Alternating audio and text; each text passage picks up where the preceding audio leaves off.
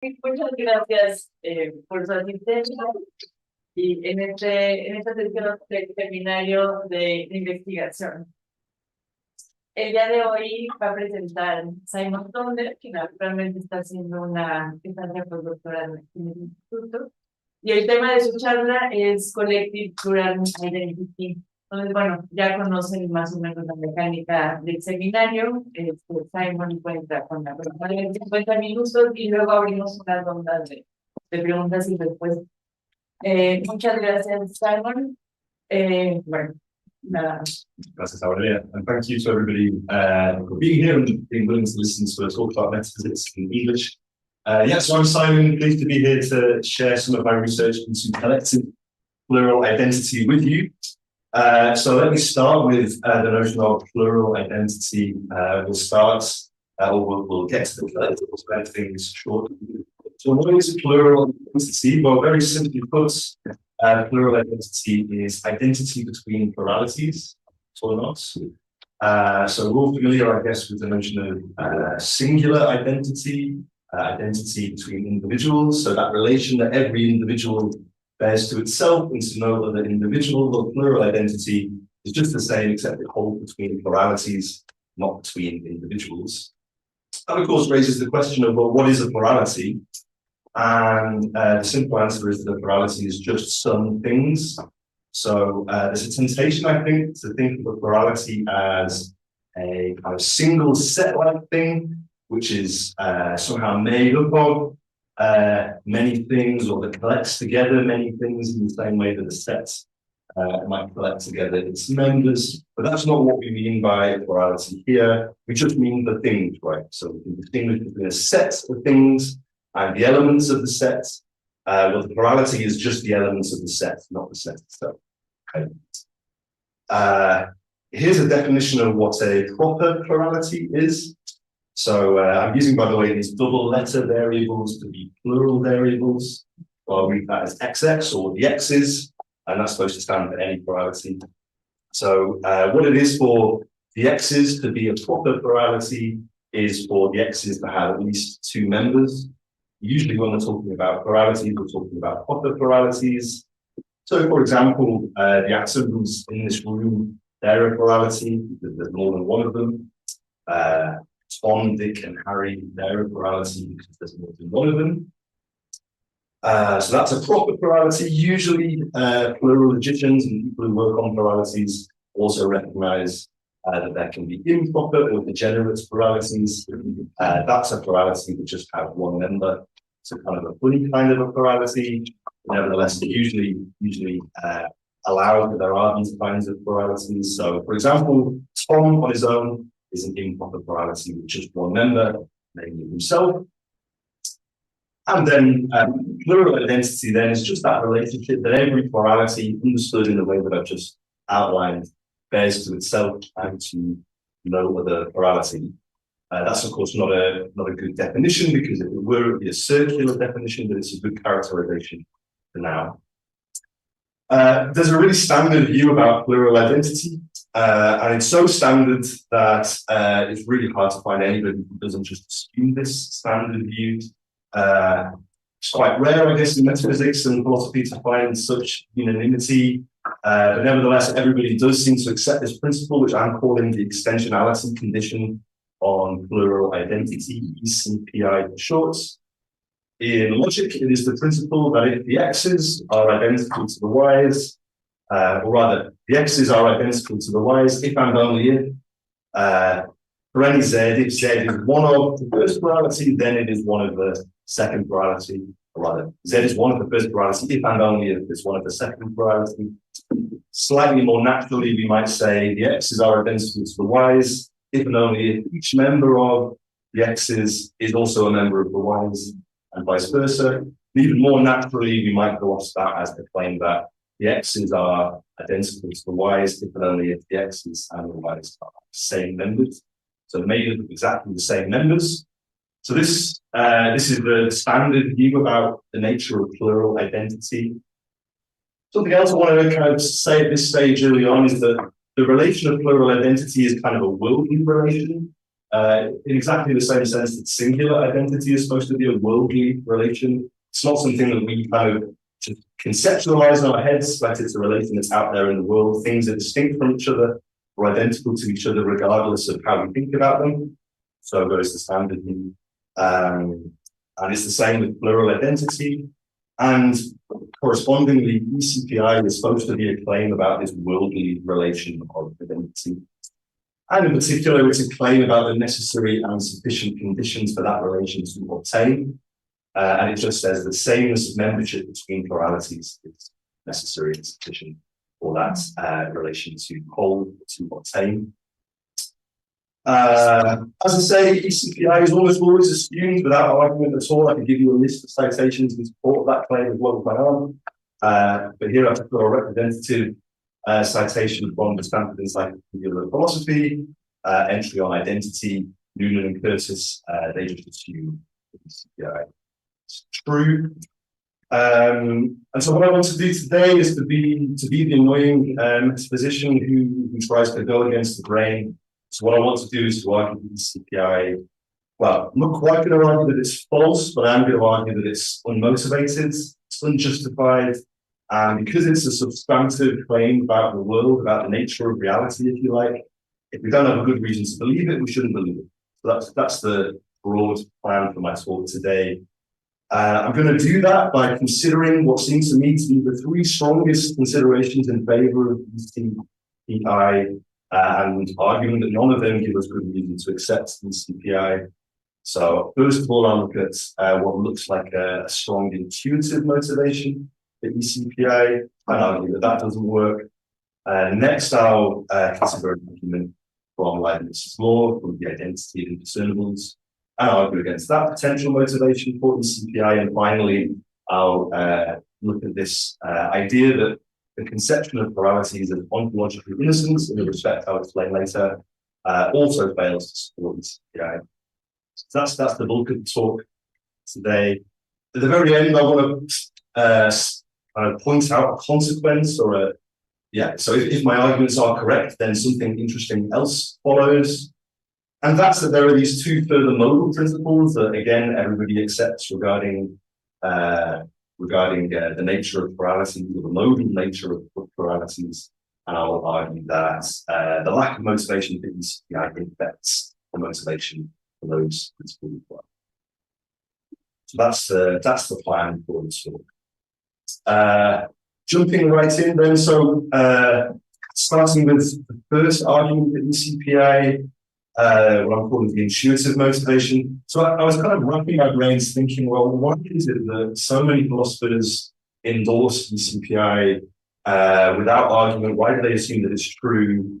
And I thought to myself, well, maybe there's a really kind of obvious intuitive argument for ECPI.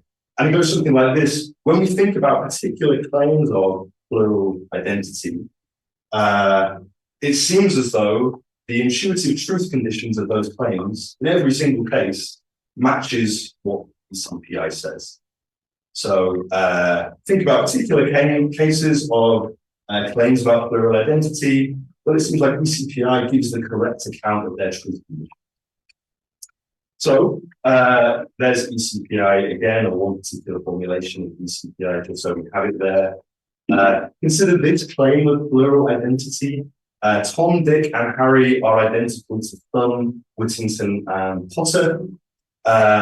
It seems as though, just intuitively, that sentence is true if and only if each of the former plurality, so each of Tom, Dick, and Harry, is identical to one of the latter plurality, Thumb, Whittington, and Potter, and vice versa. So I think we can kind of see the intuitive attraction of these truth conditions by thinking about the conditions under which that sentence would be false intuitively. So suppose that you think that this sentence is true because you think that Tom is identical to Thumb and Dick is identical to Whittington and Harry is identical to Potter. But then someone comes along and tells you, no, Harry on the left-hand side there isn't Harry Potter, it's rather Prince Harry. It's very English. Well, then we have a case where one of the members of the left plurality there, Harry, isn't identical to any of the plurality on the right, any of the members of the plurality on the right, and that would be a case in which that sentence would be false. And I think that kind of consideration tells us that these are the right truth conditions for this sentence. Here's another example. The people in this room are identical to the best philosophers in Mexico. Intuitively, that's true if and only if. Again, every person in this room is identical to one of the best philosophers in Mexico, and each of the best philosophers in Mexico is one of the people in this room, and it's false otherwise. So I think it's kind of uncontroversial that these are the intuitive truth conditions of these sentences. And the thought is that ECPI predicts that, right? ECPI just says that. ECPI says that those are the truth conditions for these kind of sentences. You might think ECPI is just a generalization of our intuitions in particular cases. That is true. Okay, so that's the intuitive motivation for ECPI in a nutshell. What I'm going to do now is, at a little bit of length, argue that motivation for ECPI doesn't work. The overview of my argument, the skeleton outline of my argument, is going to be: look, we can accept that those are the intuitive truth conditions of those kinds of sentences without having to appeal to ECPI. We don't need ECPI in order to agree that those are the intuitive truth conditions of sentences. In order to do so, I'm going to need to take a digression, first of all, through some resources from the philosophy of language, so bear with me. I want to start with a distinction which anybody who works on plurals nowadays will be familiar with, which is that there are various different kinds of plural predication. The two most famous kinds of plural predication in their monadic form are distributive kinds of plural predication and collective kinds of plural predication. To say of the monadic plural predicates F that it is distributive is just to say that, well, XX, so to say of a plurality XX that it or they are F, analytically implies that each member of that plurality is F. So consider the predicate are running in English. If I say of Tom, Dick, and Harry that they are running, well, all I'm saying there is that Tom is running, and that Dick is running, and that Harry is running. Contrast that with collective plural predication, which doesn't work like that. That analytical implication doesn't hold. And for example, consider the English predicates surround the building or are surrounding the building. I say of some police officers that they are surrounding the Instituto, then I'm not saying of any individual police officer that they are surrounding the building on their own. It's something that that plurality does collectively. Okay? So distributive versus collective plural predication. We can apply that distinction to dyadic plural predicates, two-place plural predicates. When we do so, that distinction between distributive and collective predication is relative to a place, relative to an argument place. So, for example, there are various different readings of Tom and Dick can lift both pianos. So if we take can lift, that predicate, to be distributive in its first place, then we're saying something about what Tom can do on his own and what Dick can do on his own. If we take it to be collective in its first place, we're saying only something about what Tom and Dick can do together. And similarly, we can apply that to the second place. Getting more to my central points, there's an overlooked kind of dyadic plural predication called serially distributive plural predication that people don't talk about very often. There's going to be relevant to my arguments. I'll give you the kind of formal definition of serially distributive dyadic plural predication, then I'll give you an example which I think makes it easier. So a dyadic plural predicate R is serially distributive if and only if to say of the x's that they bear R to the y's analytically implies both that each member of the x's bears R to some member of the y's, and vice versa, each member of the y's bears R to some member of the x's. Okay. So yeah, a lot easier to think about with an example. So consider this sentence: Tom, Dick, and Harry played chess against Jane, Anne, and Sarah, respectively. I think on the most natural reading of this sentence, the predicate played chess against is a serially distributed predicate. That's the most natural reading of this sentence. And on that reading, because I think the most natural reading of this sentence is that there were 3 games of chess and 3 individual games of chess with one person playing against one person. And in this case, it's Tom playing against Jane, Dick playing against Anne, and Harry playing against Sarah. It's not that we've got kind of one game of chess that all the boys are kind of on one side of and all the girls are on the other side of. 3 different games of chess. If we want that reading of the sentence, we need to interpret playing chess against as serially distributed, because we're saying that each of the first plurality played a game of chess against one of the second plurality, and vice versa. Okay. So, these different kinds of plural predication, it's useful for my purposes to apply these to the particular case of identity, plural identity predication. And it looks as though we can apply these distinctions to get various versions of the plural identity predicates, or various plural identity predicates.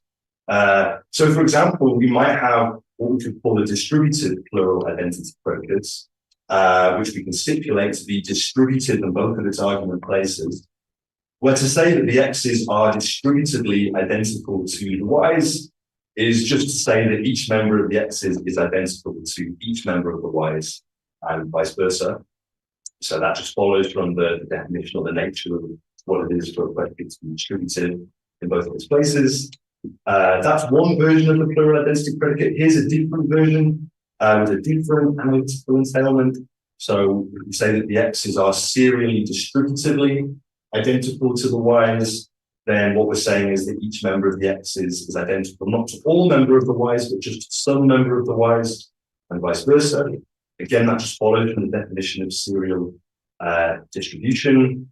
And we might also have a collective plural identity relation, where to say that the x's are collectively plurally identical to the y's is just to say that, well, it's kind of hard to fill in that gap because there's no analytic implication about the identity of any individual members of XX and YY. So 3 different plural identity predicates. We could have put up several other plural identity predicates by mixing and mapping these notions of distributivity in the different argument places. These will do us for now. Okay, so these 3 different plural identity predicates that we're working with for now. Question which, if any, expresses the relation of plural identity. After all, that's our topic. We want to know about that relation of plural identity. So which of these should we be focusing on? Which of these predicates are relevant to us? And the claim I want to make today one of the claims I want to make today is that it's only the collective plural identity predicate which is collected in both places, which really expresses a relation of plural identity. And my contention, my claim, is that the other plural identity predicates, this goes not just for the distributed and the serially distributed versions of the predicate, but also any other plural identity predicate you might cook up that isn't collected in both places. They do not really express the plural identity relation. That's not their function in a sentence. Rather, they instead function as kind of shorthand ways, abbreviated ways of reporting instances of the relation of singular identity. Okay. Now, I'm not sure I'm able to successfully argue that claim, but I'm going to try, and I'll be interested to hear what you say in Q&A. So why should we think that, for example, the distributive and the serially distributed plural identity predicates are only shorthand ways of reporting instances of the relation of singular identity?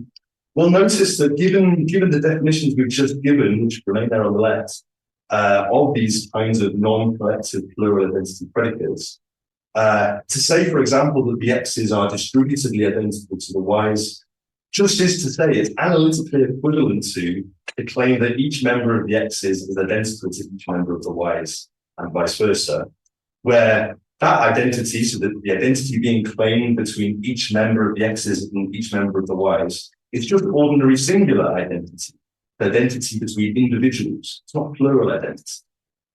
Okay. So it looks as though, given that analytic equivalence, it looks as though to say that the x's are distributively identical to the y's is just to abbreviate what is really a quantified claim about instances of singular identity. We're not really claiming there to be a kind of special plural identity relation, but just shorthand, saying something that is shorthand for a load of claims or a quantified claim about instances of the singular identity relation. And I think the same is true for the same reason of a claim of serially distributed plural identity. Again, given what we've said about what that claim means, it's just an abbreviation for a quantified claim about instances of singular identity.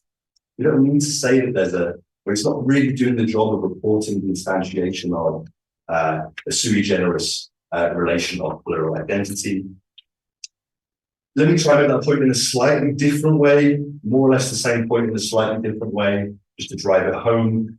Suppose that you're a metaphysician who believes that there's no such thing as plural properties or plural relations.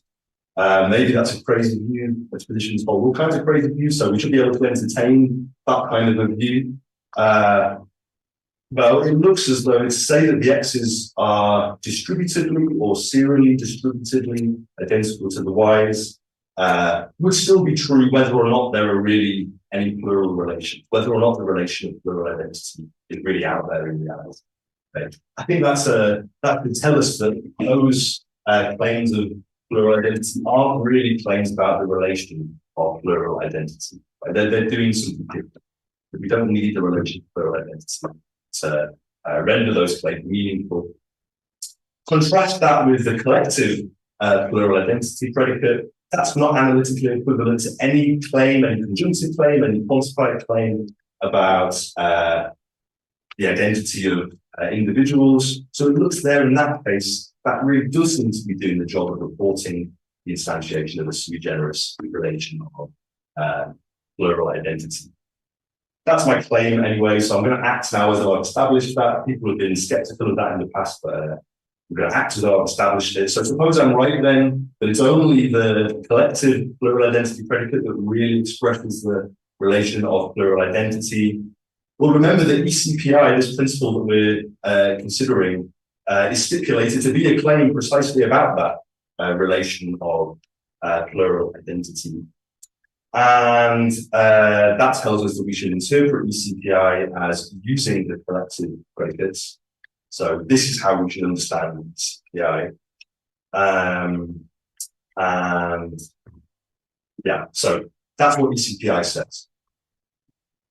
Now, putting all of that together, so how am I going to use all of those materials, all of those tools to argue against the alleged intuitive motivation for ECPI?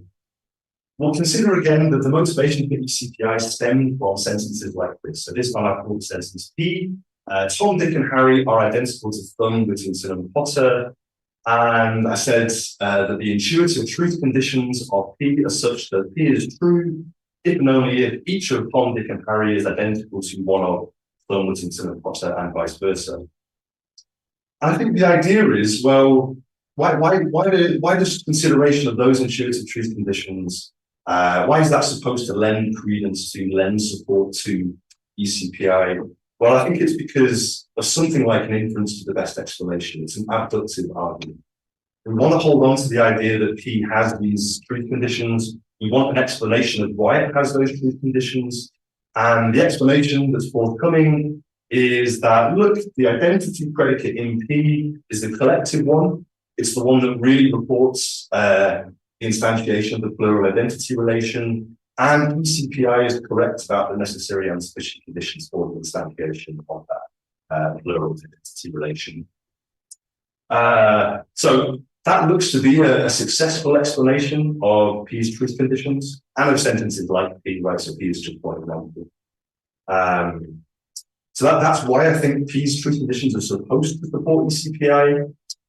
However, as might be obvious from the fact that I've called this explanation one, I think there's an alternative explanation we might give of that as well. So we can also explain P's truth conditions in the following way. We can say, no, the identity predicate in P isn't the collective one, it's the serially distributive one. And that also fully explains P's truth conditions. Why? Well, because given the definition of the serially distributed plural identity predicates, we know that to say that the x's are serially distributively identical to the y's just means that it's analytically equivalent to the claim that each of the x's is identical to one of the y's and vice versa. And that also therefore tells us that if we interpret P as using the serially distributed predicate, we get the right truth condition just by matter of what it is, what that claim of serially distributed plural identity means, just as a matter of analytic equivalence. So we've got these two competing explanations now for why sentences like P have the truth conditions that they do. And that means that the argument, I think, the inference to the best explanation in favor of the CPI fails, because look, there's an equally good, at least equally good explanation of the truth conditions of sentences like P that doesn't require the truth of the CPI at all. We don't need to make any claim about the plural identity relation. We don't need to make any claim about its necessary and sufficient conditions in order to explain these truth conditions. We can endorse explanation 2 instead. I take these to be at least equally good explanations because we've been given no reason for thinking that we have to interpret the identity predicate in P in any particular way. So why, there's no particular reason why we should want to interpret it as the collective predicate rather than the serially distributive one. I think there's even an argument to say that the second explanation that doesn't appeal to eCPI might even be superior, might even be the better explanation because it's less committing about the nature of reality. Right? So given the probability calculus, we've got two theories which are equally probable, but then one of them makes an extra claim about the way reality is, places an extra constraint on what reality must be like, that lowers its probability. So we should prefer the theory which doesn't make that extra claim about reality. Explanation 2 makes one fewer claim about the nature of reality. It's silent on the nature of the plural identity relation. So I think maybe explanation 2 is even more probable than explanation 1. And so I think explanation 2 is maybe even a better explanation. Either way, whether it's kind of just as good as or even better than the original explanation, I think we can now say that P's truth conditions and the truth conditions of sentences like P don't give us a reason to believe in CPI because we don't need to appeal to the CPI in order to explain the truth condition. So that is my kind of convoluted argument against the intuitive motivation for ECPI. Okay, 2 more arguments to consider. They'll go a little quicker. So here's a completely different argument for ECPI from Leibniz's law. And so here's ECPI again, or one formulation of ECPI. Notice that it's left to right direction, so it's a biconditional, and its left to right direction is just an instance of the indiscernibility of identicals. So that principle says that, or at least the pluralized version says that if you've got pluralities X and Y that are identical, then they must share all of their properties. They must be the same in every respect. And that means that they must be the same with respect to their membership properties, if you like. So they must be same membered as well. So the left to right direction of ECPI seems uncontroversial. Don't want to dispute that. One might think that you can also argue for the right to left direction of ECPI, so the claim that if the X's and the Y's are same membered, then they're identical, by appeal to what's often called Leibniz's law, or the identity of indiscernibles, which is the claim that, or in its pluralized form at least, is the claim that if you've got pluralities XX and YY and they share all of their properties, then they are identical. Now, first thing to say here is that for the sake of argument, I'm just going to grant that principle of Leibniz's law. Obviously, there are philosophers who disagree with Leibniz's law, but I'm going to grant it for the sake of argument here. If we do grant it, we might think that the following argument supports ECPI. It's got 2 premises. Premise 1, same-membered pluralities are indiscernible. Same-membered pluralities share all of their properties. Premise 2, by Leibniz's law, and premise 1, that means that same-membered pluralities are identical. And so it follows that the right to left direction of CPI is true because the right to left direction of CPI just says the same membered pluralities are identical. Okay, so that's the very simple arguments for ECPI from Leibniz's law. I'm going to dispute premise one. I'm going to dispute the claim that same-membered pluralities are indiscernible. It is worth pointing out, though, this is one reason why the argument is interesting, I think, is that one is, again, almost universally accepted, premise one, almost universally accepted.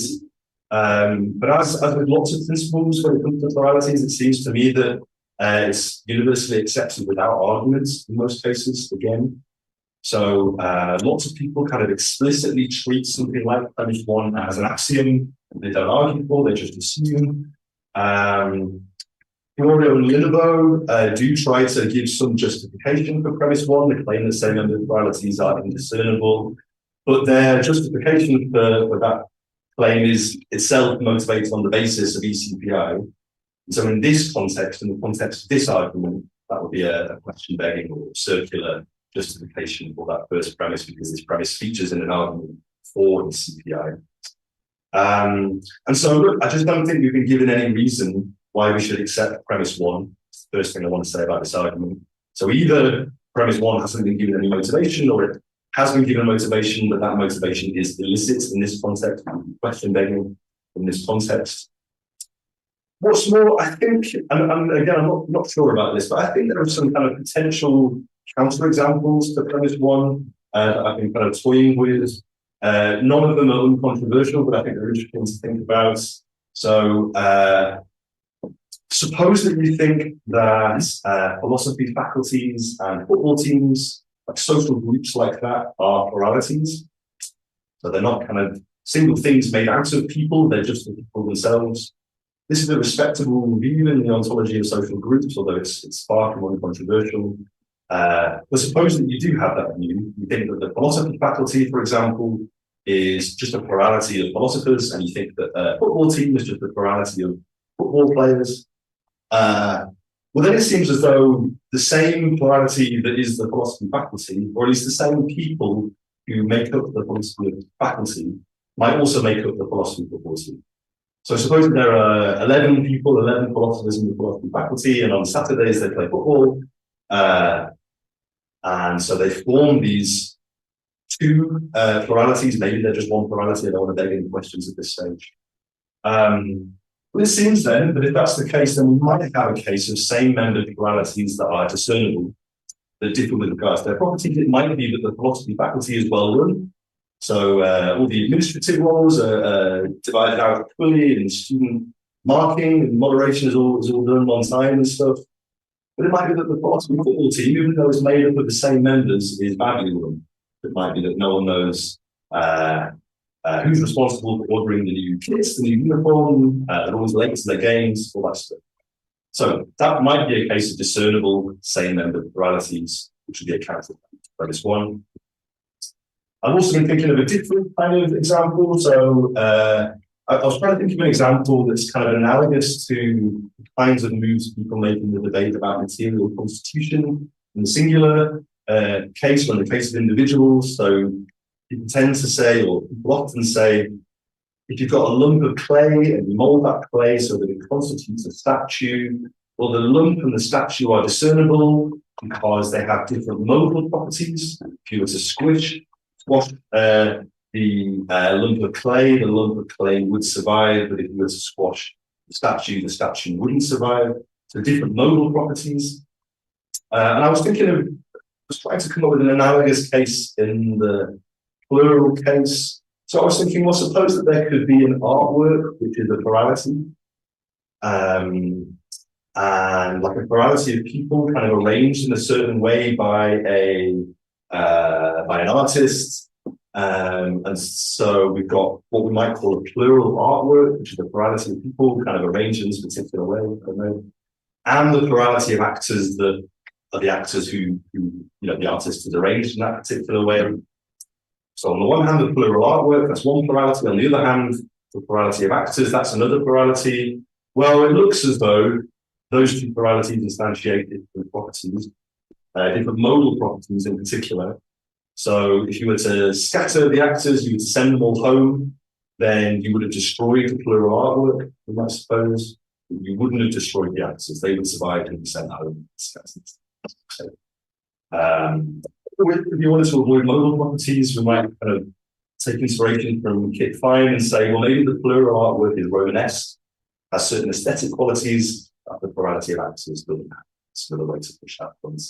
Again, there are lots of ways you might kind of want to reject this example or say, well, no, there's no such thing as a plural artwork. It's just a single thing made across some people rather than a genuine plurality. Okay, I'm not playing these examples to be uncontroversial, but I am saying that they kind of help to cast doubt, I think, on premise one. And given that premise one is unmotivated, as I said in the previous slides, I think we shouldn't accept this argument if we don't already accept this. Yeah. Okay. So final argument now, what I'm calling the argument from ontological innocence from the CPI. So the dialectic, as I see it so far, is that we've already seen that the left to right direction of the CPI is just an instance of the indiscernibility of identicals. And so that's already established. We don't need a new argument for that. The right to left direction, though, is as yet not established. That's the claim that if the x's and the y's are same membered, then they are identical. And enter the argument from ontological innocence, which aims to fill that gap. It's an argument for the right to left direction. Here's Sam Roberts recently I don't know if he's proposing an argument here, but certainly he's kind of suggesting that ontological innocence of pluralities might support the right to left direction of the CPI. He said, clearly, these things and those things are nothing over and above the individual things that they comprise, and these things comprise the same things as those, then these are those. Maybe a bit of a confusing way of putting it, but the idea is you've got the same members, and you think that those same members make up two different pluralities. Well, if the pluralities are nothing over and above the members, then really they must be the same plurality. So nothing over and above here is supposed to be a synonym for ontological innocence. That's the thought. And you find this thought kind of repeated in various different places. Lots of people like this line of argument. It's not entirely clear to me what the argument is supposed to be here. So when I try and put this argument into premise conclusion form, here's what I came up with. Premise one would be the claim that pluralities are ontologically innocent with respect to their members. Premise two would be the then claim that if pluralities are ontologically innocent with respect to their members, then sameness of membership suffices for plural identity. And by application of opponents, that gets us to sameness of membership does suffice for plural identity, which is just the right to left direction. One reason why this is an interesting argument, again, is that premise one is widely endorsed. And the reason that premise one is widely endorsed, this claim that pluralities are ontologically innocent with respect to their members, is because almost everybody, lots of people at least, think that pluralities aren't some single set-like thing made out of their members or that collect together their members. It's not like you have all of the members and then the plurality, which is the set containing them. It's that the plurality just is the members. And that's what's supposed to underwrite premise one. So here's Boulos with a famous quotation from Boulos endorsing something like this. So Boulos says, "This is haywire, it's crazy, it's ridiculous. To think that when you have some Cheerios who are missing a set, neither the use of plurals nor the employment of second order logic commits us to the existence of extra items beyond those to which you are already committed." So just by saying that you think that there is a plurality of Cheerios that exists, you aren't saying that there's a set with any extra individual over and above the Cheerios. So that's why people want to endorse premise one, that kind of consideration. Okay, so I want to object to this argument. And in particular, my objection is going to be that this argument equivocates. In particular, it equivocates with respect to the meaning of ontological innocence. So obviously, for this to be a valid application of mode opponents, we need to mean the same thing by ontological innocence in premise one as we mean by it in premise two. My claim is that the argument looks plausible, but only because we're changing what we mean by ontological innocence in premise one. Premise two. So I think the reading of the argument or the reading of premise one, according to which it's plausible, is when ontologically innocence is read exactly in the way that I just outlined, which read in that kind of doulos way, according to which to say that pluralities are ontologically innocent with respect to their members is just to say that the plurality is not some extra individual, it's not some extra set or mereological fusion or anything like that over and above its members. So it's not just doulos, it's everybody who kind of talks about the ontological innocence of pluralities. They're talking about that particular sense of ontological innocence. So another example would be Linabo in the Spanish Encyclopedia of Philosophy entry on plural quantification. He has a whole section discussing arguments for the ontological innocence of pluralities. And the only sense of ontological innocence that he even mentions is this sense of ontological innocence. That's the only sense that people seem to care about when they say, no, it's definitely true that pluralities are ontologically innocent with respect to their members. But as far as I can tell, if we hold fixed that meaning of ontological innocence and we look at premise 2, I don't see any reason why we should accept premise 2 now. Premise 2 just looks unmotivated, given that meaning of ontological innocence.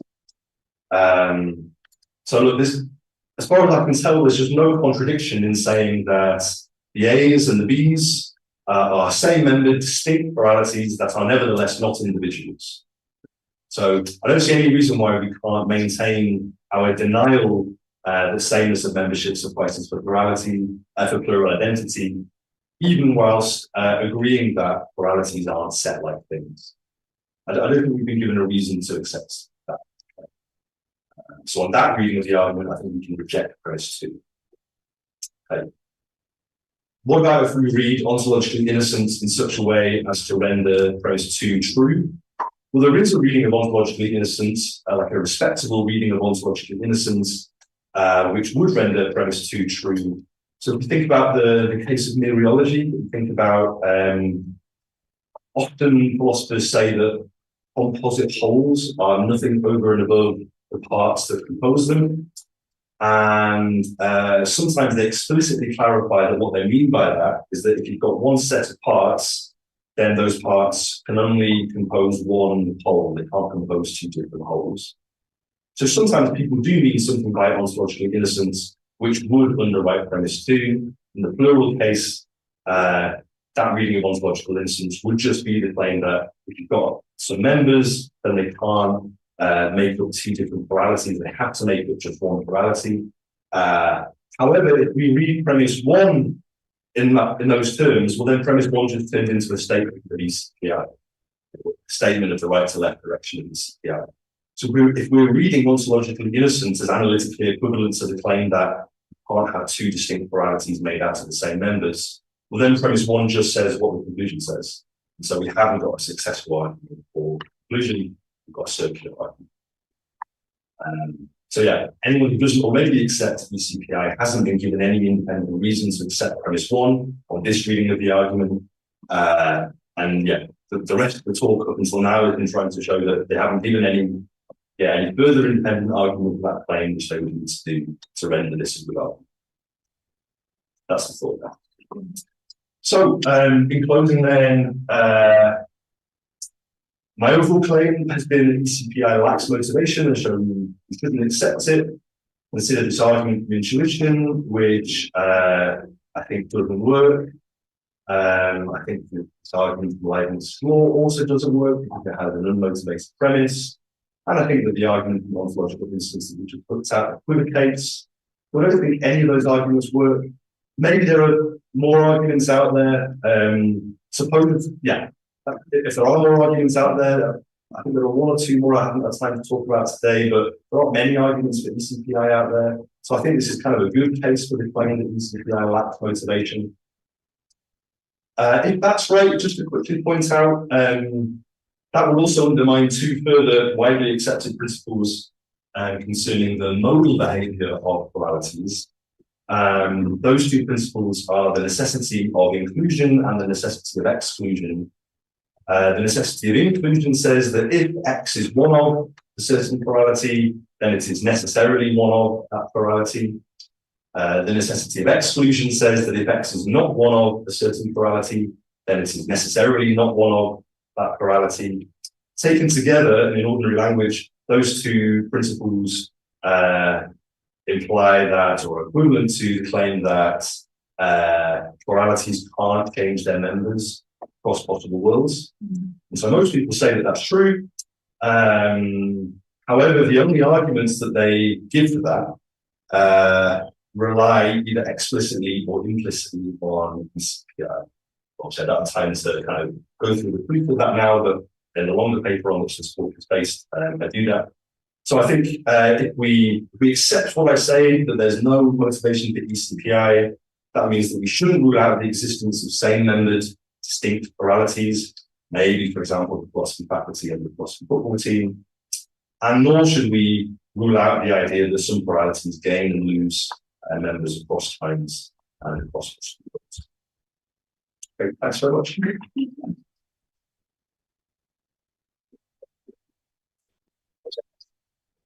Muchas gracias, Simon.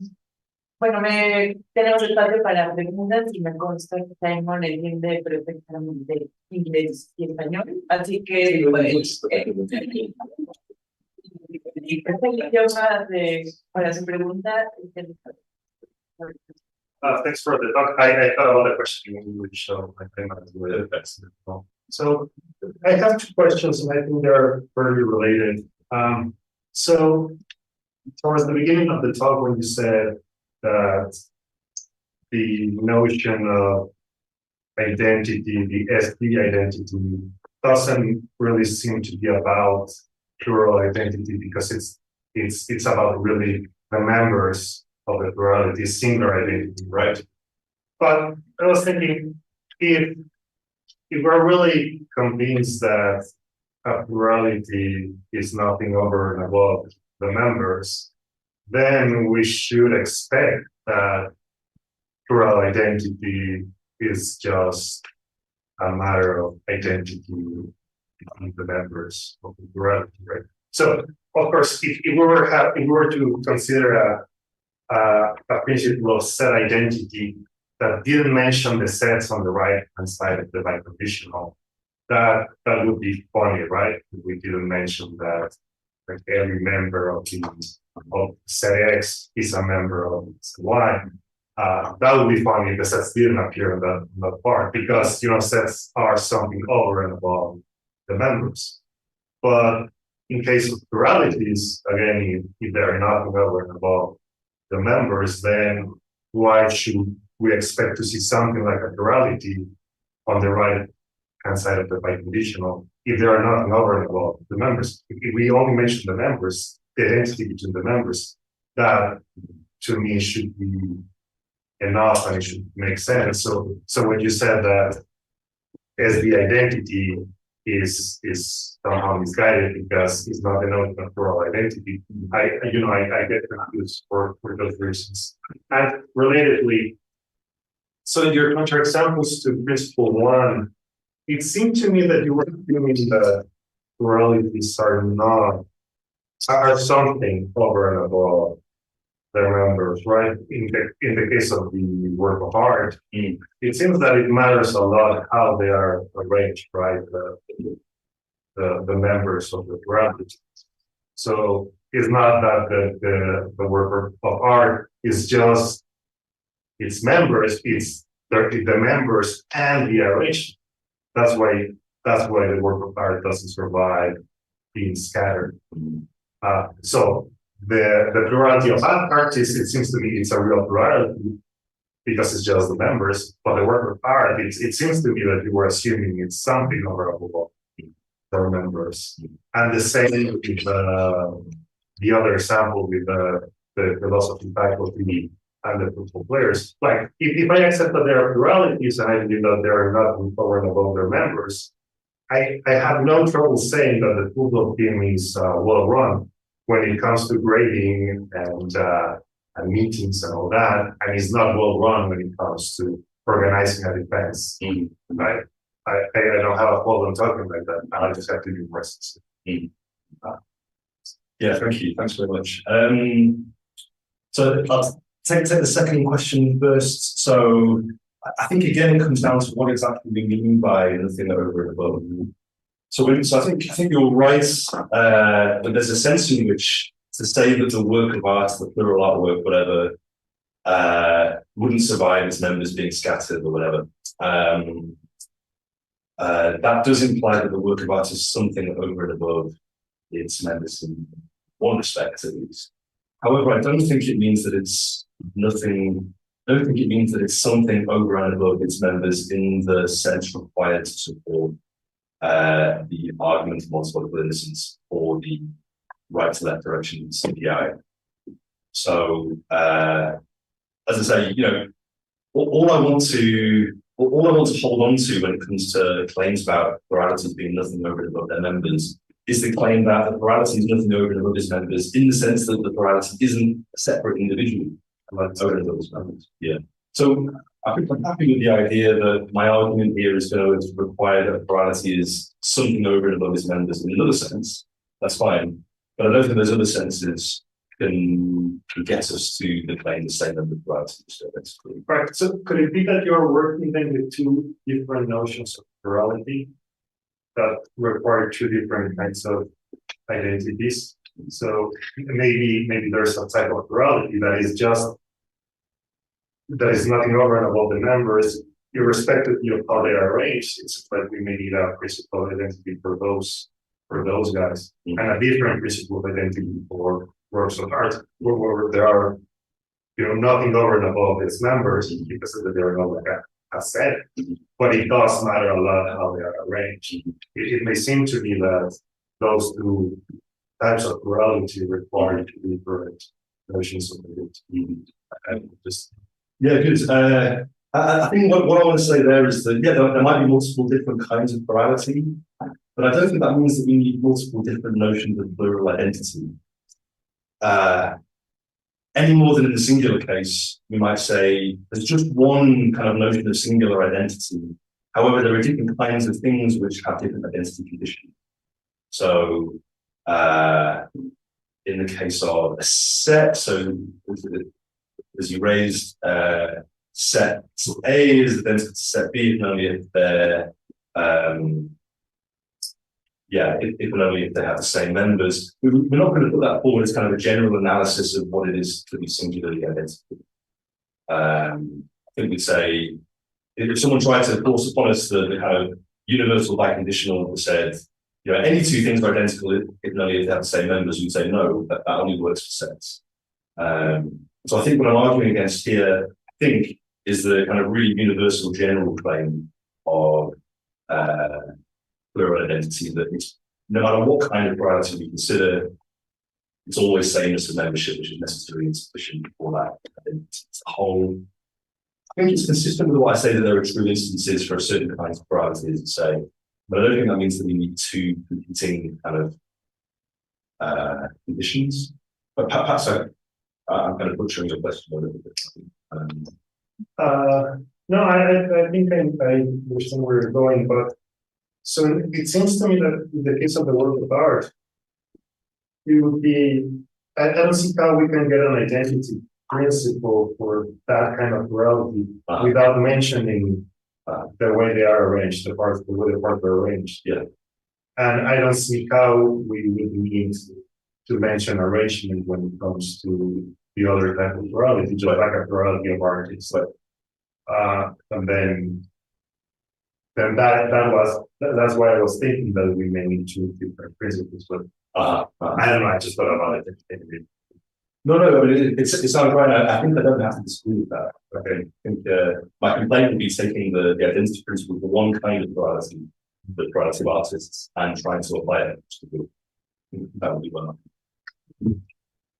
Yeah, I had the first question as well, which was, so my argument against this, my argument is why the serially distributed predicate doesn't express the relation of plural identity. Yeah. Yeah. So I wonder if there's a distinction to be made between the idea that we want our principle, or we want our identity predicate to analytically entail something about the individual members versus we don't want it to analytically entail the identity of individual members of the plurality. So for what I said, you could accept what I say about the collective plural identity predicate being the one that really expresses the relation of plural identity. But nevertheless, still think that ECPI is true, it's just not analytically true given the nature of that relation. Does that address the question at all? Yeah, it helps, but I took it up time, so thank you very much. Gracias, Alejandro. Yeah, thanks. That was fun. So the dialectics was, I'll give you some reasons why people might believe in CPI. None of this works, therefore ICPI is unmotivated. And so here's the reason why ICPI might be motivated.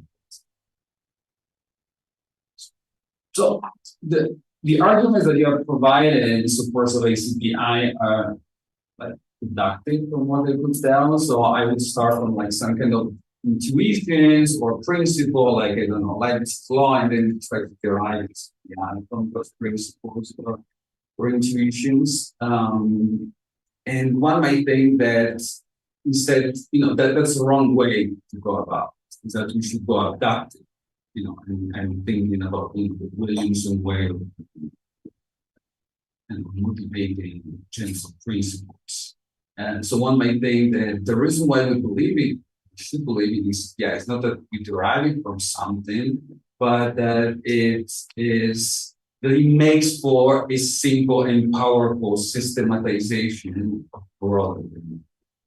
In the same way you say Williamson thinks that we should believe in the model logical system as phi, not because we have derived it from some other model logical intuition or principle or some possible world fact, but just because that provides for a logic which is simple and strong.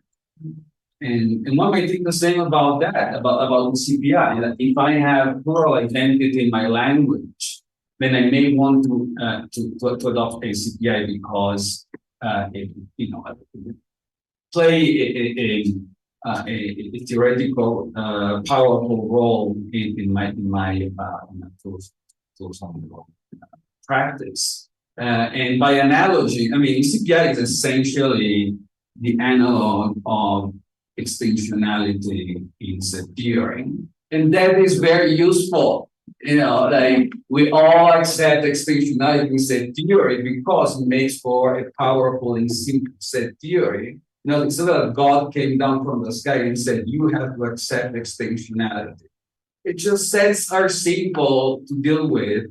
And there is no reason to assume anything more complicated than that. Extensionality does all we need, and it's simple. So one may think, well, since CPI is the analog of extensionality, then we might as well do the same in the logic of plural. That's it. Yeah, nice. I guess one thing to say is, I think that given what I've said, you can still have the notions that you want in your language. So I don't think anything that I've said means that you. Is that right? Maybe this isn't right.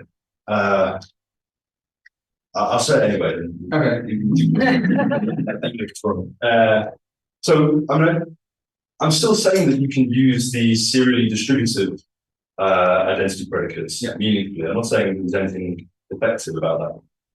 So, given that, you can use that predicate to say lots of the things and do lots of the things that you wanted to do anyway.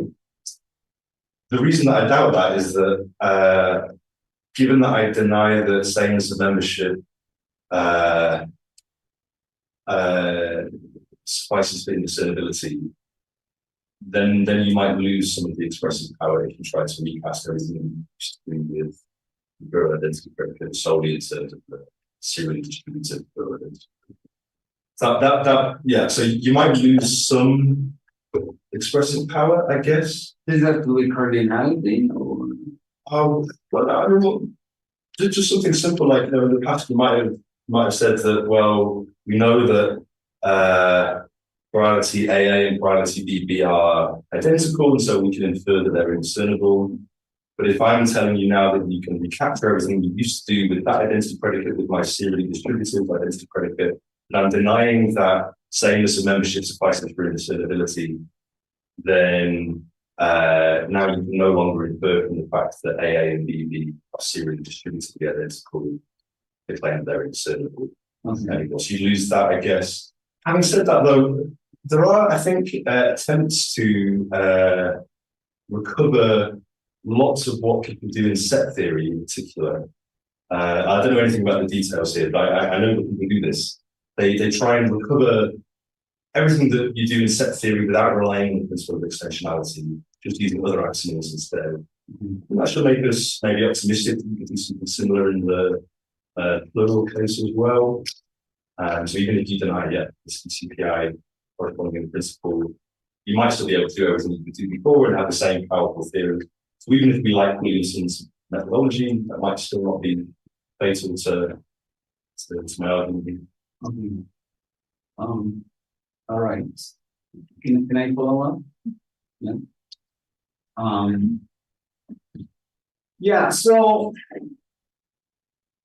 let's suppose that you can just get rid of the CPI and serial. What's it called? Serial distributed identity. And so you said that that has two conditions that don't involve in plural predicate. From what I can remember, you said something along the lines. It's definitely the true condition definitely involve the plural predicates because they involve is one. Yes, but yeah, that's precisely what they meant to say. So it seems that there still is one of in the first conditions. So if you really were to convince me that there is no plurality involved there, you would have to give me something which is necessarily equivalent, if not logical. It does not involve any plural logical. So I'm giving you an example that doesn't involve identity. Suppose I say there are particles arranged table-wise. There I have plural variables. And one says, oh, look, you don't really have to quantify over pluralities to state that fact. You can just say there are tables. Okay? So in that case, I don't have logical equivalence because, well, I have variables of different types. But I can at least argue that they are necessarily equivalent. So they're choosing the same possible words. Okay? So one might say, oh, your plural identity is necessarily equivalent with some statement that only employs singular vocabulary. I don't know if that's possible now, but I would say that that would convince me that there's not. I could really express that idea only in terms of singular notions. So I don't think one can do that. But why do you think I want to do that? Why do I even need to do that?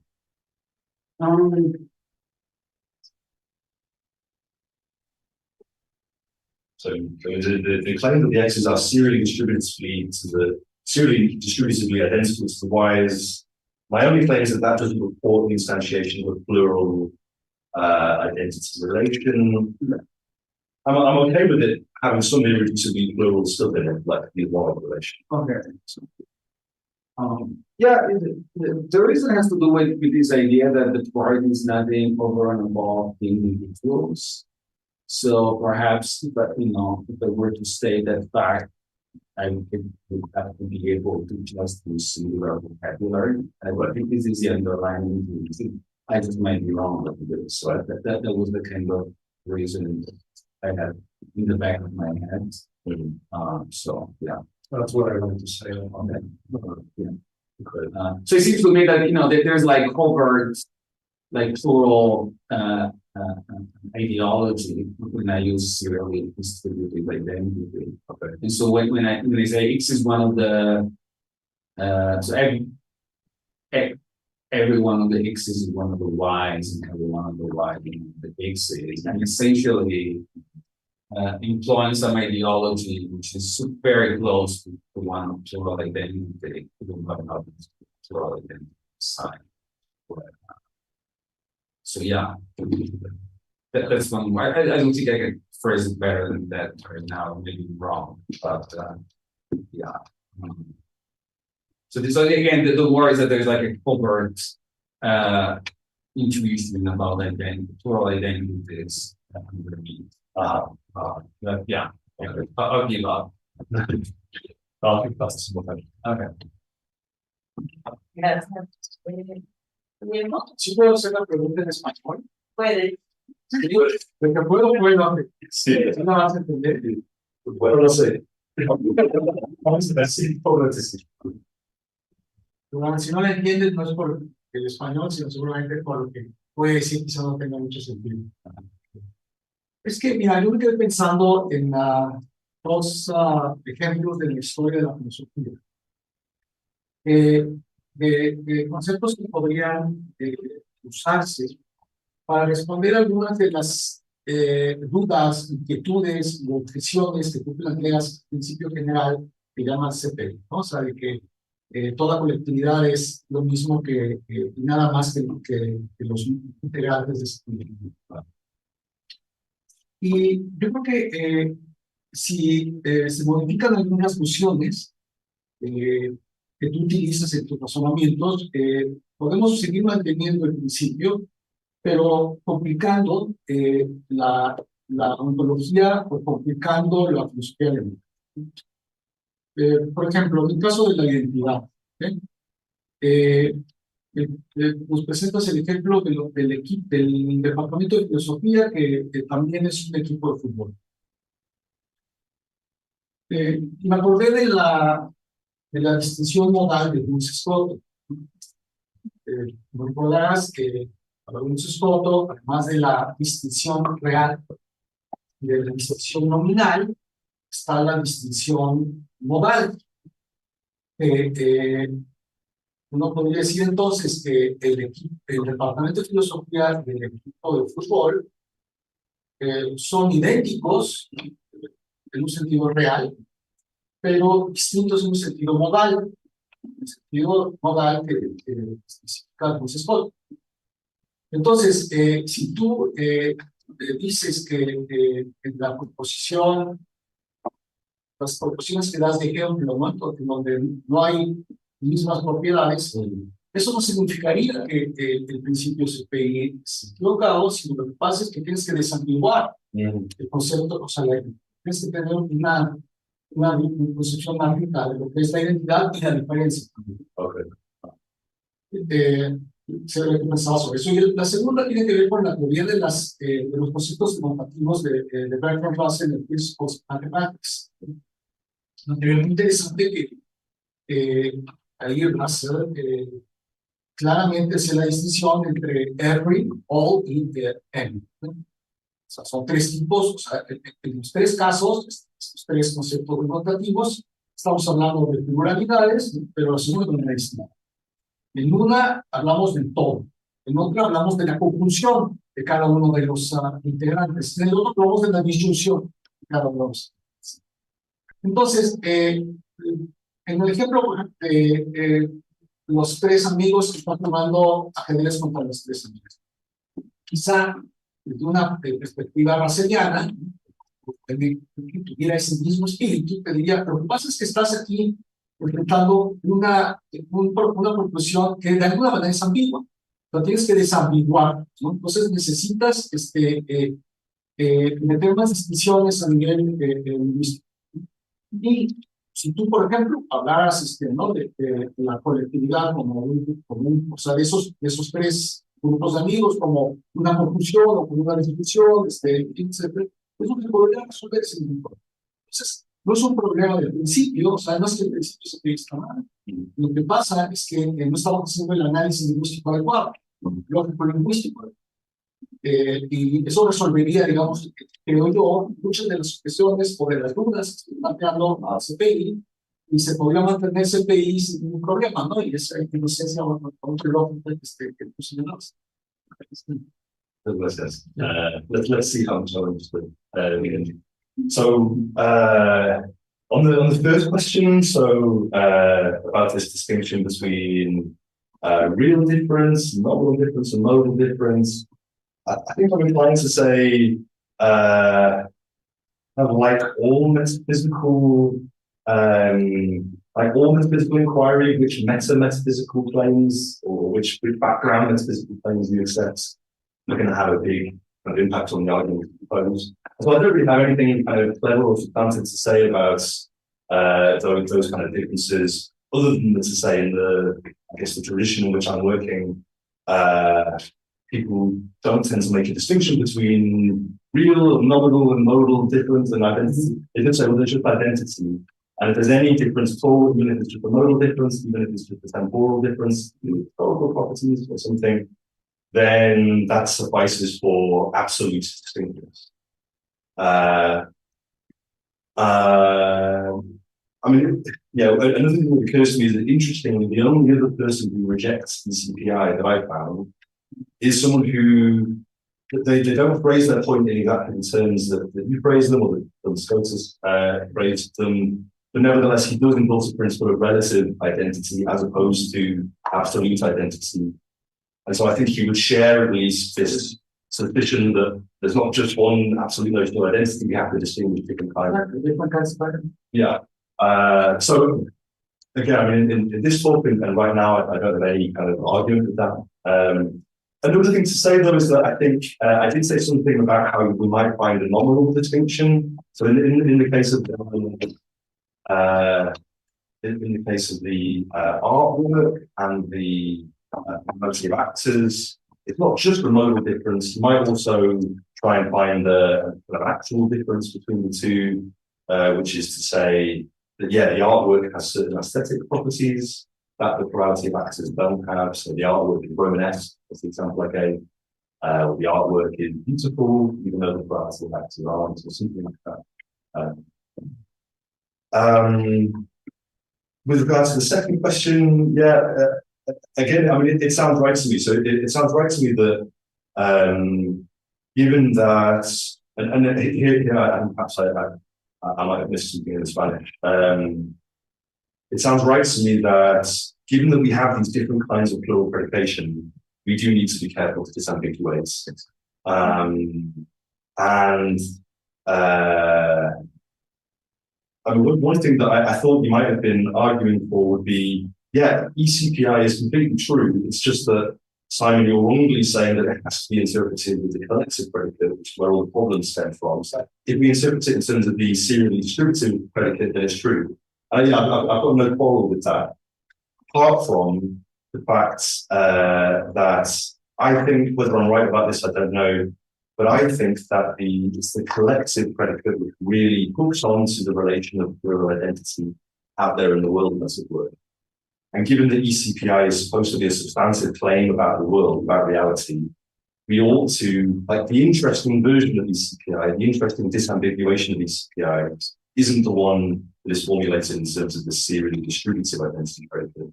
It's the one that's formulated in terms of the collective predicate. So I kind of grant that ECPI interpreted as a claim about serially distributive identity is true, but I think that's not the one that's physicians are interested in. Depends on the mathematician.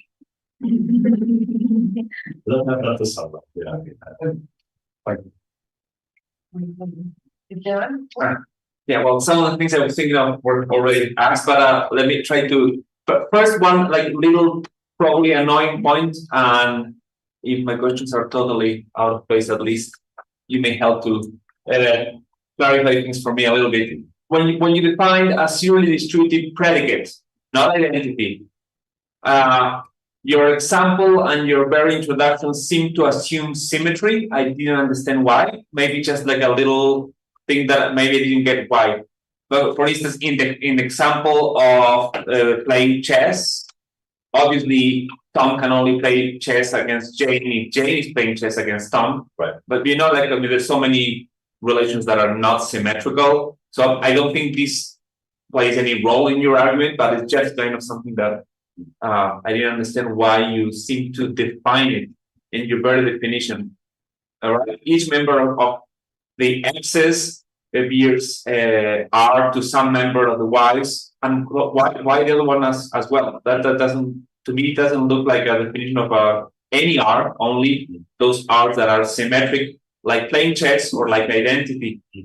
Well, that's just a little annoying thing that I wanted to point out, maybe, or I didn't get something right about that. Then there's just this thing about whether there's something over and above just the things, right? Just the individuals that are the X's or the Y's. And you pointed out very clearly that the kind of thing that you were thinking of and that is mostly discussed is if there's some individual entity, which is usually understood as a set, or I guess there's some other options there. But going back to Ricardo's question, I mean, in the work of art, for example, there's something over and above, but it's not the set, right? What is over and above is that you actually have kind of another individual which is composed of the parts and their arrangement or their relational properties, for instance, right? So if we go back to kind of the faculty, the philosophy faculty, and the philosophy football team, right? There we can think that it has the same individuals as members, and that there's nothing over and above in terms of a set, probably, but definitely there's different properties of the members for the team and for the faculty. For instance, you could say, look, Alessandro and Ricardo, they, for instance, collaborate very well philosophically, right? But then maybe, you know, in the field, they just don't understand each other to, passing the ball, right, or something. But those are properties, relational properties of how they interact. There's not any abstract entity like a set that we're talking about. I'm not sure if that affects in any way your argument or not. But I'm wondering about the different senses in which the X's or the Y's may be something over and above that is not an abstract entity or anything, but something totally real, just related to the interactions among the members. But of course, in that case, we wouldn't have a plurality that is just, right, as in the distributed case, right? If I'm following you, but I'm trying to follow you. So you could clarify a little bit for me. Yeah, sounds good. So taking the first question then, so why have I defined serial distribution in the symmetrical way that I have? I mean, just because that is one kind of plural predication, right? So you could have an analogous kind of plural predication, which is just like serial distribution, but it's not symmetrical. So nothing important says on that. I think there are both kinds of predicate. In my case, it was useful to have one because I wanted to apply it to the identity case, which would be symmetrical. So I don't think anything important happens on that point. It's just, it was useful to me to define a symmetrical notion. There are asymmetric notions or non-symmetrical and symmetric notions as well. On the second question, so it's about anything over and above. So it's the complaint that in this case, the plural artwork. So at one point, I thought you were saying the plural artwork isn't really a plurality. It's a single thing made up of not a set, not abstract, but it's a fusion made in a neurological fusion. And if that's the case, then this isn't a true example of discernible pluralities. It's a plurality which is discernible from a single thing that it makes up. Is that the thought? Well, no, not exactly where I was going, but yes, I was thinking you could think about it as an individual, the artwork or the team, right? Right, okay. And I guess, again, I don't have very much kind of further to say. So as I say, these are just kind of controversial counterexamples that require assumptions. And one such assumption is the social groups in this first case really are pluralities. They're not fusions or kind of single things that are groups. I mean, maybe I can say something in defense of the claim that a plurality of actors arranged in the right way aren't a single individual, they really are a plurality, which is to the extent that philosophers, metaphysicians think that composition doesn't occur, so you don't get a single thing built out of some parts. They tend to cite cases of human beings composing something. So Van Morgan in one of his famous work, all of his counterexamples for certain principles of when composition happens and when it doesn't happen, all of the counterexamples had to do with, were built on the idea that two people never compose anything. So if you and I were to shake hands, then there's nothing built out of us. We're still two separate people. And so I guess if you feel the strength of that intuition, then maybe there's a reason for thinking that the plural artwork isn't a single thing. Because if it were a single thing, it'd be a single thing built out of these actors, these people. You might think that that's not something that ever happens. But if you were just to say to me, no, Simon, I really think that plural artworks are individuals, then I don't have much to say. Because I was thinking that in many of these examples, like the philosophical football team, Right. The same kind of worry arises. Right. Okay. Yeah. No, that sounds right. I still think maybe my objection to the argument goes through, even if you don't like these counterexamples, because I started off by saying that premise one is just unmotivated. And so, like, given that it straightforwardly implies a direction of ECPI, it doesn't seem like that's a very good, very firm foundation for accepting ECPI. Right. And let me ask you a question that may show how lost I am. So, but I think that's always a good thing. But look, could you have the X's and the Y's that you could say as a whole include all the same things, but the X's and the Y's are chopped differently? Right. Like you can have, let's say, two members, right? But let's say we could chop it in three parts, and one member includes A and B, right? And the other C versus the Y's include A, and B and C as a fusion or as another individual. And would that affect at all? How would you see whether those are the same plurality or not? How identity applies. So that's an interesting case. I think that's going to turn on what we have to say about so-called superplurals, superplural logic. Yeah. So a superplurality is supposed to be distinct from a plurality, I guess. Whether that distinction is in language or in the world is anybody's guess. But a superplurality is, I guess, roughly speaking, a plurality which is divided up in a certain way. So you might think that we here in the room form at least two superpluralities. There's the superplurality built out of the people on this side of the room and the people on that side of the room, and then also the superplurality built out of all of the Mexicans and all of the non-Mexicans or something like that. Made of the same members with distinct superpluralities. But that might be to change the subject. That might be cases of superpluralities, not pluralities. Yeah, but I don't know if that helps. It doesn't look like it is. No, that does help a little bit. It's making it more difficult, but thank you.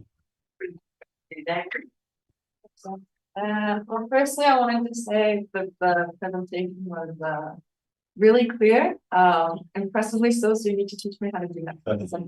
Thank you. Not good at it. I had two questions, much more general, more about the face, because I'm not quite as familiar with all of this. One of them's kind of already been addressed, but I'll see if there's anything else I can add to it, or maybe it's a bit more specific. So the first one is, because we talk a lot about plurality, but that in relation to singularity. But as far as I can tell, you didn't explain what singularity is, or singular identity, yes, but singularity. So I'm curious as to what singularity is exactly, and if you use intuitive accounts again to address it. And then the second one was also, it's kind of the same concept as Guillermo and other people brought up the notion of plurality.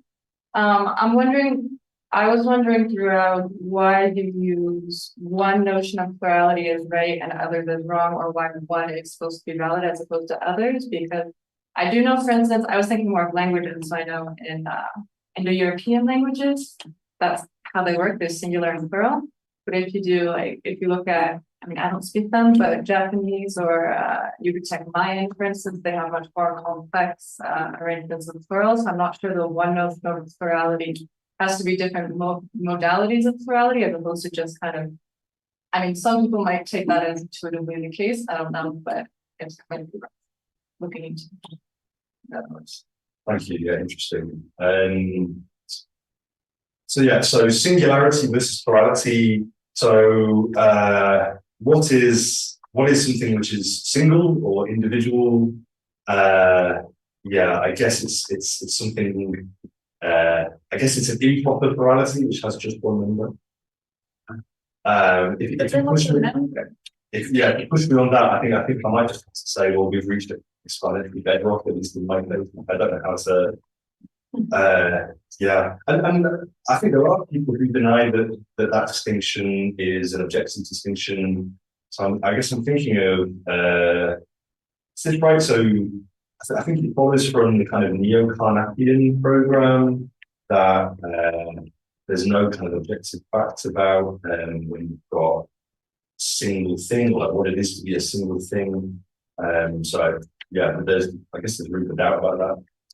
I guess I'm saying in this talk, if you grant me the notion of what it is to be a single thing, then I can tell you what a plurality is. It's just lots of those single things. But if you don't grant me that first thing, then I'm in a bit of a loss. No, that's okay. It's more just to understand your, like, what you actually think about it. And that's why, so the plurality thing, do you think there's just one form of plurality, or do you think there could be various ones that aren't totally different, but just, I think that's also another question. A lot of people say that doesn't exist, but could there be different forms of plurality in your arguments? What do you think? So I think as we in the discussion with Ricardo before, I think there can be certainly different kinds of plurality. So some pluralities are such that they are defined solely in terms of their members. So if you change one of the members, then you change the plurality. There are other pluralities that are different kinds, so we can survive some changes in members, that kind of thing. If you ask me about the sort of general notion of a plurality, like abstracting away from particular kinds of plurality, and in particular, I'm thinking about the things you're saying about different languages. Might that not kind of be a sign of there being different kinds of plurality or something? Well, I just don't know why there's one plurality and then different kinds. Why wouldn't it just be different types of? I mean, it just seems like an assumption. Right. Athletic intuition. Maybe. I mean, I wonder if we're just having a verbal dispute, if we disagree on that point. Like, what's the difference between there being the umbrella term plurality and lots of different kinds, or like the no umbrella plurality, just different types of plurality? That might be, we might just be saying the same thing with the words there. One thing I did want to say is that I guess I want to fix the distinction between reality and language. So there's room for different languages to treat different things as pluralities than they treat individuals. So, for example, one example that came to mind is that in British English, we say that football teams, we treat them as plurals. So we say Arsenal are playing well or whatever. Whereas in American English, they tend to say Arsenal is playing or whatever. But I guess as you know, a metaphysician working in a certain tradition, I think that there will be an objective fact, and some languages might misrepresent facts. So there will be an objective, single shared objective facts about what's not. But I'm fine with that. It's just you were using a lot of intuitive notions, and why are your intuitive notions the right ones as opposed to other people who might have probably different ones? Bueno, si quieren, podemos regresar. No sé si, Ricardo, ¿tienes una coda de esto o algo? No, es una cosita. Ah, bueno, entonces, Okay, gracias, Simon, por tu presentación. More than a question, I have a curiosity since I don't know this debate. What could be the place, if any, of consideration about fusion and fission in this debate? Following your example of Tom and Harry, suppose that you say that Tom is the fusion of Tom and Dick, and Whittington and Potter is the fusion of Harry. What would happen if you say something like this? So, where are we? So what would happen? So what would happen if Tom? Yes, say that Tom is the Tom, Dick, and Harry. You have the fusion of Tom and Dick, which is Tom, and Dick and Harry. muito então, pode dizer Right. Okay. Yeah, good. So what would happen? Well,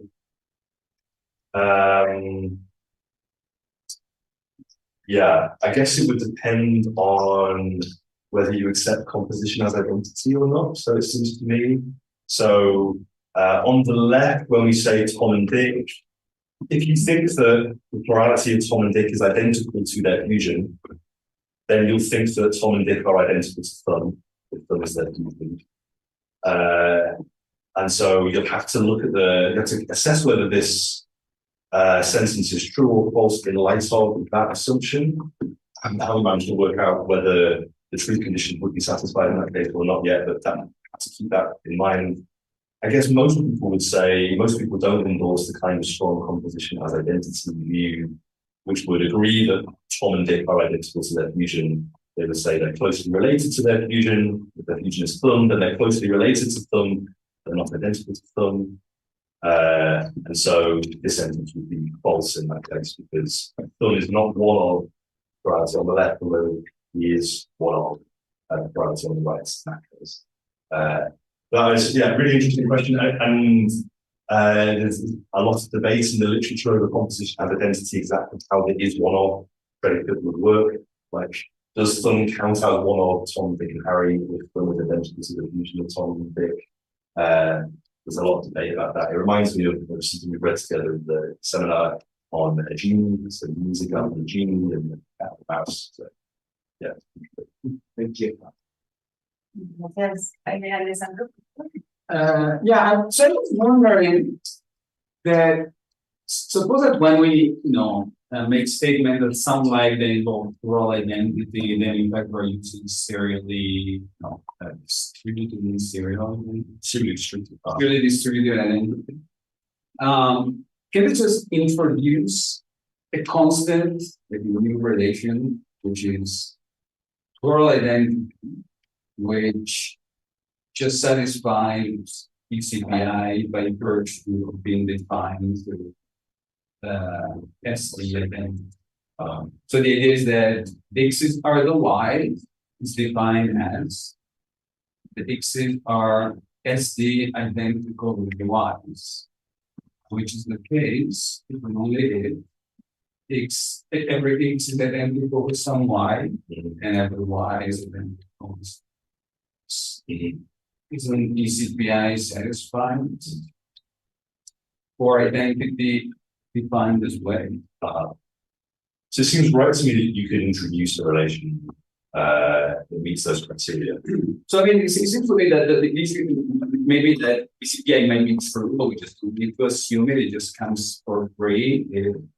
What we mean by general, plural identity is as the identity. I think it comes down to, as far as I can see, whether the relation that we would have introduced in the method would be outlined answers the relation of plural identity. But isn't that what you were claiming? That when we think of plural identity, in fact, we are thinking of SD identity? My claim is that when we think about the intuitive truth conditions of sentences involving kind of unspecified plural identity predicates, then we capture truth conditions by interpreting such sentences as using the serially restricted predicate. Yeah. But I don't think it follows from that plural identity, like a relation that is expressed by the serially distributive predicate, which counts as the relation of plural identity that we thought we were talking about all along. I mean, the relation of plural identity, as I understand it, it's just that relation of everything, every plurality bears to itself and no other plurality. And so we can't sort of, that kind of gives us the content of, that's what we mean by plural identity. We can define other relations which satisfy whatever principle we like and call it plural identity. And think of Lewis, Lewis would say, possibility in a sense, there's really nothing interesting, metaphysically interesting about such notions. It just happens to be words. And the intuitive truth conditions about possibility and necessity statements correspond to certain facts about possible worlds via a translation scheme. And one might say the same here. Oh, okay, we found out, which is very interesting, that plural identity is not a rock bottom relation. It's just something that we define out of other that stuff we already had. And just place the correct theoretical relations to satisfy certain inferences, etc. So why wouldn't someone just say, okay, then that's plural identity? It's been plural identity all along. We were just wrong in thinking that it was something fundamental. It is not. Yeah, I guess because there's the countervailing intuition or the countervailing thought that it ought to be something rock bottom. No. So someone found out that singular identity is actually not rock bottom, right, and we can define it somehow, and it just satisfies reflexivity and Leibniz's law. Right. Wouldn't we call it identity? Right, because so yeah, in that case, I think we would call it identity. But then there's no competing thing which is more rock bottom, if you like, which is more fundamental, to raise doubts about whether that's really identity or not.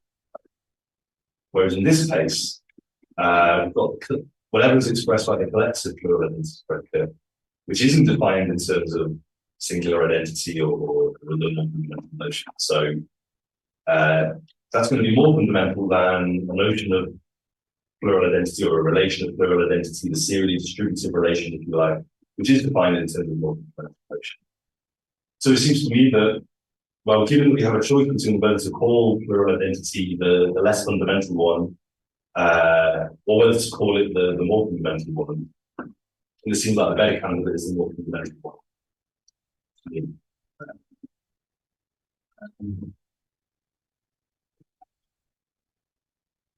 What do you think about that? Thanks.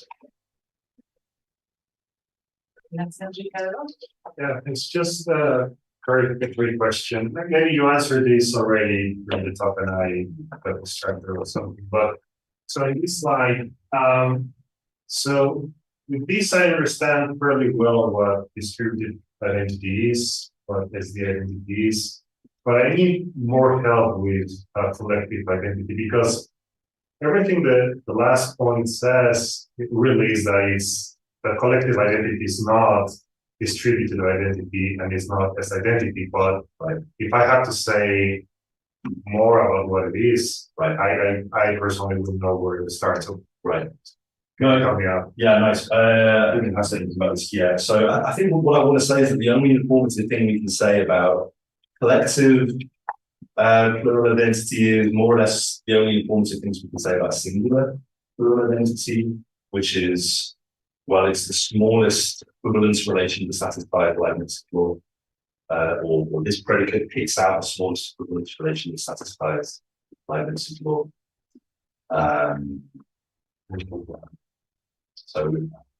So then it cannot be a distributed for SD because then it will be the smallest. So plurality couldn't be this the distributable solution. If it's the more relation that captures places well, then it can from that it follows that it cannot be distributed for SD. I'm just trying to understand. I don't have any objection. But that sounds like that sounds like Christopher Line. It sounds like that might be helpful. Thank you. Might that help with your objection? So the reason why the collective predicate is the one that really expresses plural identity, the plural identity ought to be the smallest equivalent relation to satisfy Leibniz's law, and that would be the one expressed by the collective predicate. But sounds like a good line. Okay.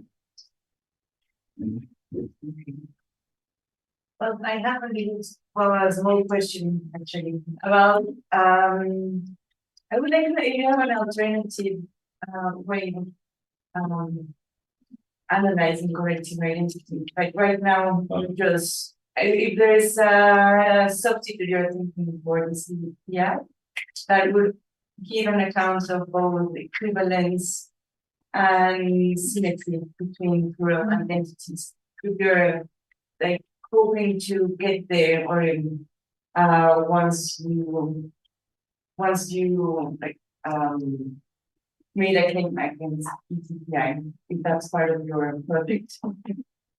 Sorry, I think I haven't quite got the question. So, Well, if you have a substitute for ECPI, if that's what you're planning for the future, because right now you just told us why ECPI doesn't work, but what works? good, yeah, thank you. So I think the answer is the same as the answer that you gave to Ricardo, which is so first of all, I don't think you can give any kind of definition or characterization through principle about the collective plural identity in a first order plural language like this. I think you need to go to a higher order language where you can quantify the properties. And so yeah, I think that's characterize collective plural identity, or that's characterize the relation of plural identity as the smallest equivalence relation satisfied by this as well.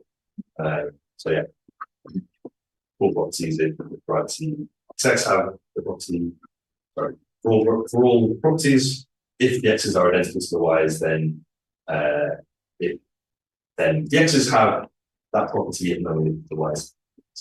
So it would be a higher order definition with the places. Thank you. Thank you. See, this is just not just like for dummies. Can you give us an explanation for dummies of this point that you were making and related to the different notions of identity that are here with respect to the philosophers, with a concrete example, like the philosophers, is the philosophy faculty the same as the philosophy football team? So for me, no. Okay. Because they're discernible, they have different properties. Okay, great. At least if you accept what I said. Yes. Yeah. So they are serially constructively identical, but that's not real plural identity. But they're not collectively identical because they have different properties. When I say collective identity, I mean the real deal, the real plural identity. Perfect. That helps a lot. Is that Yeah.